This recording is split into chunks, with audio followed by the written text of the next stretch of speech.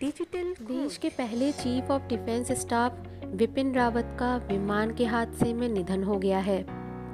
रक्षा मंत्री ने ट्वीट करते हुए लिखा, तमिलनाडु में आज एक बेहद दुर्भाग्यपूर्ण हेलीकॉप्टर दुर्घटना में chief of defence staff general Vipin Rawat, उनकी पत्नी और 11 अन्य सशस्त्र बलों के जवानों के आकस्मिक निधन से गहरा दुख हुआ।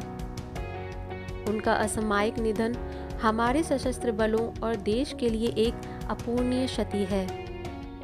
1 जनवरी 2020 को देश में पहली बार CGS की नियुक्ति हुई थी। इससे पहले रावत 27वें थल सेनाध्यक्ष थे। 2016 में वे आर्मी चीफ बने थे। विपिन रावत का जन्म उत्तराखंड के पौड़ी गढ़वाल में हुआ था। वे 1978 से भारतीय सेना में अपनी सेवाएं दे रहे थे।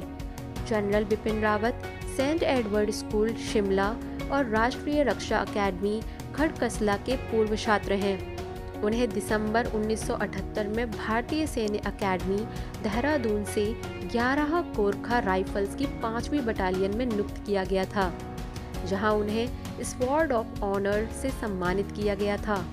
उनके पास आतंकवाद रोधी अभियानों में काम करने का 10 वर्षों का अनुभव था। जनरल बिपिन रावत गोरखा ब्रिगेड से निकलने वाले 5वें अफसर हैं जो भारतीय सेना प्रमुख बने। 1987 में चीन से छोटे युद्ध के समय जनरल बिपिन रावत की बटालियन चीनी सेना के सामने खड़ी थी। पीढ़ियों से सेना में सेवाएं दे रहा परिवार रावत ने जनरल दलबीर सिंह के रिटायर होने के बाद भारतीय सेना की कमान 31 दिसंबर 2016 को संभाली थी।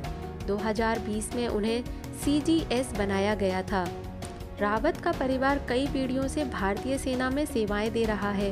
उनके पिता लेफ्टिनेंट जनरल लक्ष्मण सिंह रावत थे, जो कई सालों तक भारतीय सेना का हिस्सा रहे। General Bipin Rawat Indian military academy और डिफेंस सर्विसेज स्टाफ कॉलेज में पढ़ चुके हैं। इन्होंने मद्रास यूनिवर्सिटी से डिफेंस सर्विसेज में MPhil की है।